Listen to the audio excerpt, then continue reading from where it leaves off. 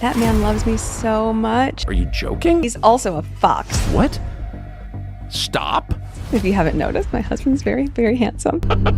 His heart is even more beautiful. I get another lecture from you, I'm gonna go crazy. Oh my gosh, I work so hard. Shut the up, bitch. You're a fucking idiot.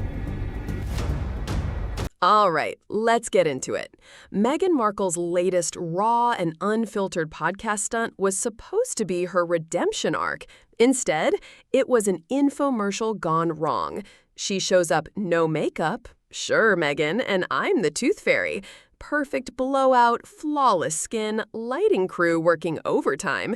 Bill Maher said it best. She's stuck because she was an actress who became a real princess who wants to be an actress again, but has to pretend to be a princess.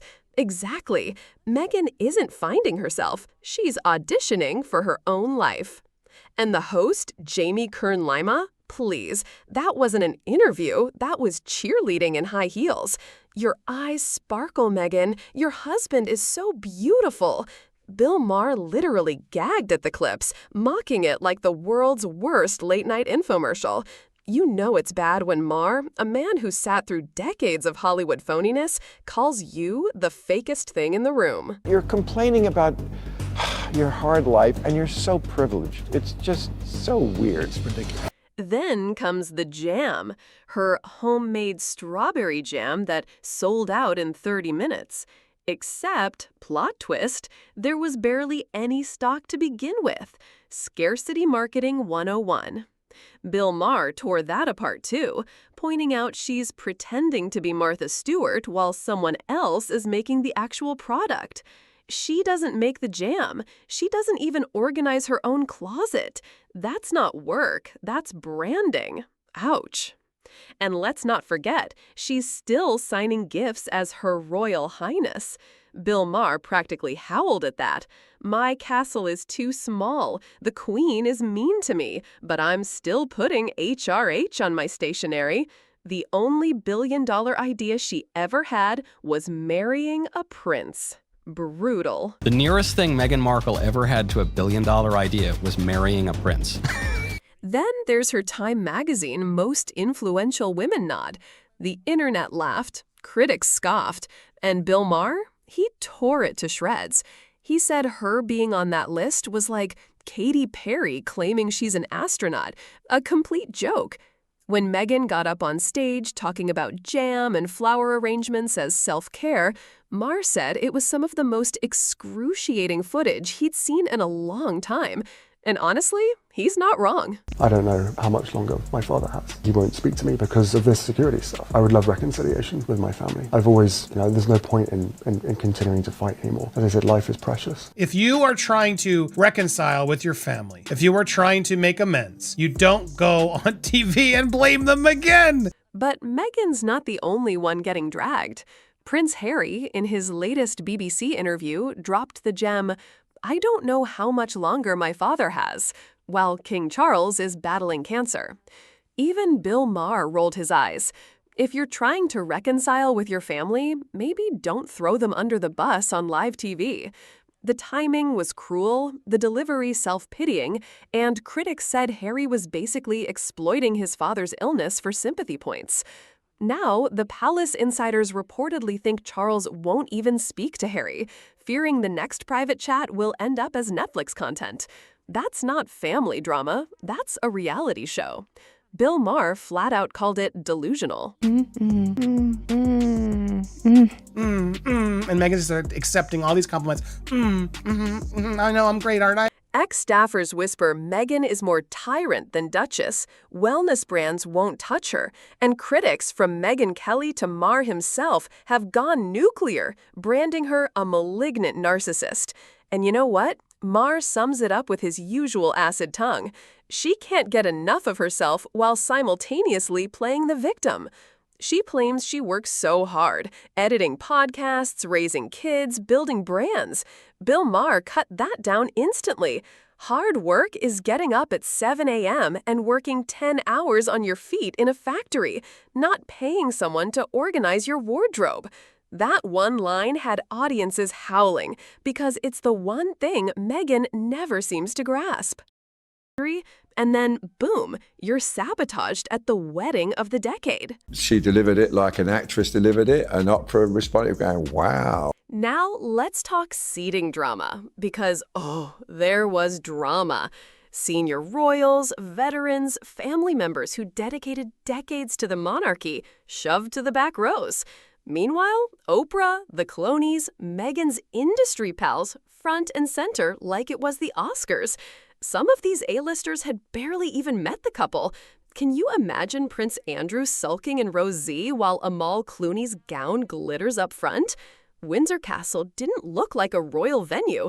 It looked like an after-party for the Golden Globes. Their personal runway. All my life, and then Oprah Winfrey had met them once. She was a guest. The Clooneys, the guests. I mean, never met them before, but they were the guests. And, I thought to myself, this all showbiz rubbish. And as if the seating wasn't enough, the weather joined in. Guests baked alive under brutal sun, stuffed into heavy coats and gowns. People were clutching fans like survival tools, makeup melting, tempers boiling. A fairy tale? More like a survival challenge. And then, the food. Don't get me started on the food. Royal weddings are supposed to mean banquet tables groaning under feasts, champagne towers, endless spreads. But Meghan and Harry, they served what Arthur Edwards described as pathetic.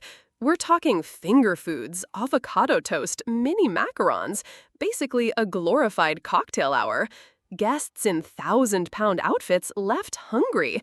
This wasn't a royal feast, darling. It was a Pinterest brunch. I was there, hated the day. The day was a miserable day. I mean, it was a worst royal engagement I ever did, a royal wedding I ever did. But wait, it gets pettier. Harry apparently spent the whole day glaring at photographers, dodging lenses, deliberately blocking shots.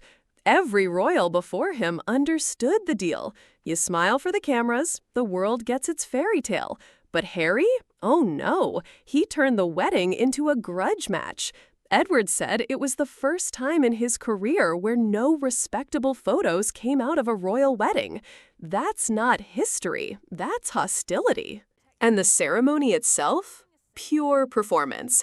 From Meghan's dramatic delivery to the Americanized sermon that had Windsor whispering, "What is happening?" This wasn't a sacred royal tradition. It was a Hollywood monologue, a launch party for Meghan's personal brand. Forget family unity. This was PR, baby. The monarchy wasn't honored. It was hijacked for spectacle. Reality. And the kicker? Netflix had already shot 2 seasons.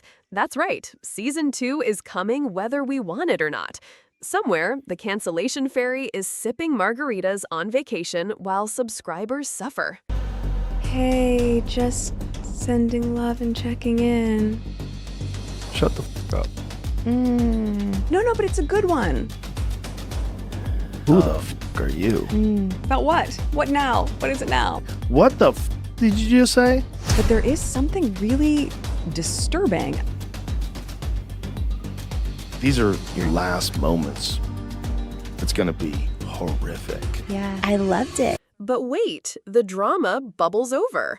One of Meghan's little DIY wellness tips on the show, a homemade bath salt recipe, sparked an actual lawsuit.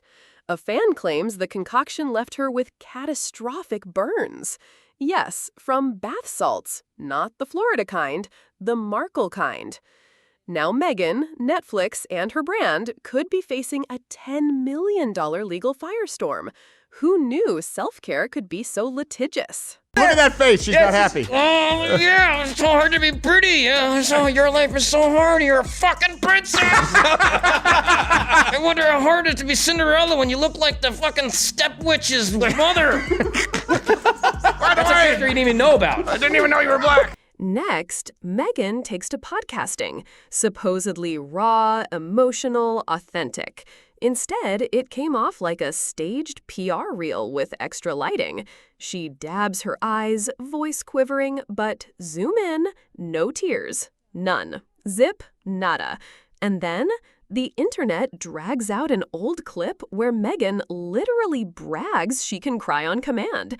Talk about receipts. Suddenly, her emotional moment looked more like audition tape than heartbreak. Even body language experts chimed in, pointing out her fake smiles, shoulder shrugs, and twitchy tells that screamed acting. The verdict? Oscar-worthy performance, just not the good kind. All the young women in particular who worked for her quit in tears. She so wore them down and was so nasty. Then when she started her own company, similar reports coming out from Montecito about how no one can work for her. She's a nightmare behind the scenes. Like the starring Meghan, Duchess of Sussex. Yes. What's the title of her show? Love Meghan. For what? To watch? Who wants to watch Meghan Markle bake a pie? And as if that weren't messy enough, Meghan's still signing gift cards and jam jars with Her Royal Highness, the Duchess of Sussex. Small problem, she's not allowed to use that title anymore. That agreement was crystal clear. You gave up the job, you gave up the perks. You can't quit the crown and then slap HRH on your strawberry jam like it's a luxury label. Critics called it delusional, even friends found it cringe, and polls show nearly the entire UK wants Charles to strip them of all titles. Ouch. This is really grueling to get through. Yeah. So I did episodes 1, episode 2, and episode 8. Meanwhile, Prince William, reportedly done. Over it. Doesn't even want Harry's name mentioned. The divide isn't just family drama anymore, it's a full-blown royal soap opera. Harry's out here demanding royal security while living in California, whining about reconciliation while simultaneously blaming the palace on TV. It's like quitting your job but demanding to keep the company credit card. And Meghan, reinventing herself once more with a lifestyle brand, first called American Riviera Orchard, then rebranded as Ever. Except, plot twist, the logo looks suspiciously like the coat of arms of a Spanish town. Cue another legal mess. Oh, and that sold out in 30 minutes munch? Turns out she barely made any stock to begin with. Classic scarcity marketing, but it fooled no one. And let's not forget the whispers from Meghan's past. Rumors about yacht parties, Epstein, Prince Andrew, even a vision board with Prince Harry's face on it. Was her royal ascent fate or strategy? Either way, people aren't buying the wide-eyed outsider narrative anymore. More and more see it as a long game, calculated, not coincidental. So here we are, a failed Netflix show, a lawsuit over bath salts, fake tears, a title scandal, royal exile, a flop brand, and old rumors circling like vultures. The woman once branded as Hollywood's fairy tale duchess is now being dubbed the Duchess of Drama. And let me tell you, the show isn't over. Every misstep is another episode in Meghan's self-produced reality series, and the world is watching with popcorn in hand.